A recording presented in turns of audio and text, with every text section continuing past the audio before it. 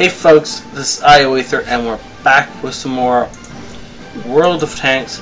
So as you can see, this is an ELC, woot, and this is a tier 9 game on Himmelsdorf. Now, this is MrZues, and he's got the camo on the ELC. I don't know if he bought it with gold or credits, but he's also got a platoon mate in AT-34, Eldritch. Both these guys are going to try and carry this game. Now this is an ELC, so carrying a game 4 tiers below the top tier is a little bit difficult. And I want to get that mini-map up big enough that you guys can actually see it, and I can see it. And for anyone who asks, yes, this is actually the size of the mini-map I use in my games because I like to be able to see all the detail. And why are you trying to push a T-34? That's not going to work. The ELC is way too late and is way too underpowered of an engine to push a normal size tank. The only reason you can push an ELC as fast as it can is because an ELC weighs about as much as your average peanut. I'm not kidding, you can ram an ELC with most scout tanks and damage it. Yeah, that's not going to work either. Again, because of the build profile and the nature of the ELC. That's not going to work either. You're off to a bad start in carrying this game. Come on, let's go have some fun. The ELC should be used to terrify opponents, drift around corners, and, you know, generally make people pissed off and confused. Now, there might be an enemy ELC coming past here sometime soon, which is why MrZues is parked where he is. I'm just going to start referring to you as Zeus. Ah, there's the ELC. Okay, only had 9 health left. Doesn't matter now, he's dead. That saves the T-34 from getting shot in the back, which could have been the death of the T-34. Not that it would have just one-shot T-34 or anything, but 250 damage, 270 damage. It's irritating. And if that T-34 had turned his gun away from whatever was in front of him, that definitely could have killed him. Unfortunately, I couldn't pen the front of the Indian Panzer. Not certain that was a good idea to just jump back into the line of fire after having shown his presence. But I understand why he did it. He didn't want to get trapped back there with the Indian Panzer coming on strong. And the Indian Panzer was making a crucial mistake. He's trying to chase an ELC. It's just silly. Doesn't matter what you do, you're never going to catch an ELC in an Indian. In fact, all he did was make himself bait for the T-34. T-34 is going to come around the corner and hit him hard. Oh, must have bounced or missed. Oh, poor Mr. T-34 is in big trouble. There we go. Misses his shot, no! And that's a problematic shot.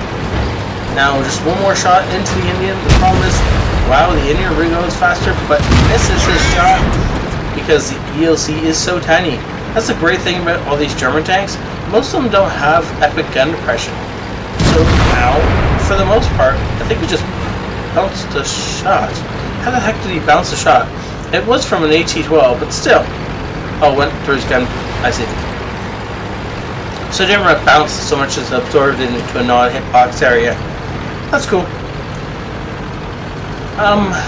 You'll never actually take damage if you get shot in the gun, though occasionally it will knock out your gun. It's always something you hope for it in the ELC. Getting shot in the gun instead of anywhere else. Yeah, most of the German tanks have bad, or not great gun depression, not like American style gun depression. So you can actually get up and under those tanks quite often. And 2 ELCs can take apart like a tiger with great ease, or a KV-1S, as you guys, if you watched my latest little video, would know. And this poor Panzer is about to go down. There he is. He's dead. Now there's still an IS around here somewhere, so Zeus really does have to be careful. He does want to go after that 12T that's back at his base, terrorizing his Taurus and 1390. And the 12T isn't a great enough threat that the Tortoise would turn around, but he is going to consistently do damage. Now, yeah, Yeah, I personally would have rammed him as well, just because it wasn't worth reloading to fire 1 damage off, even though that definitely hurt. It cost him 37 health to get that 1 kill, but it was worth it, you know. And he is doing his job. He's actually has the most kills at 1,000 damage in a tier 9 game. He is doing his job. Now his team is coming around to look like they're going to start capping, which is the appropriate thing to do. They don't want to get everyone over here killed and then lose because of this sort of thing.